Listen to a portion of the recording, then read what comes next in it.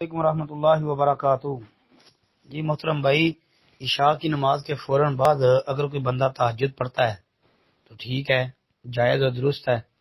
جی، عشاء کی نماز سے فارغ ہونے کے بعد سے لے کر طلوع فجر تک پوری رات میں کسی وقت بھی تہجد کی نماز پڑھی جا سکتی ہے۔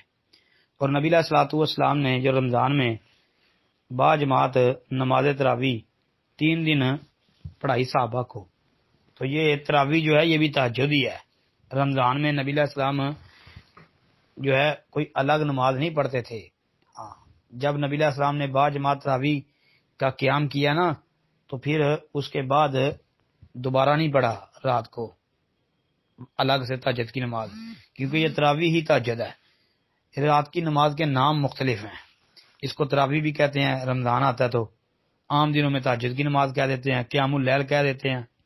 تو بھائی اگر کوئی بندہ عشاء کی نماز کے فوراً بعد پڑھ لے تو ٹھیک ہے، جیسا کہ نبی علیہ الصلوۃ والسلام نے عشاء کے فوراً بعد بھی پڑھی ہے، رات کے درمیانے حصے بھی پڑھی ہے، اور فجر سے کچھ پہلے بھی پڑھی ہے۔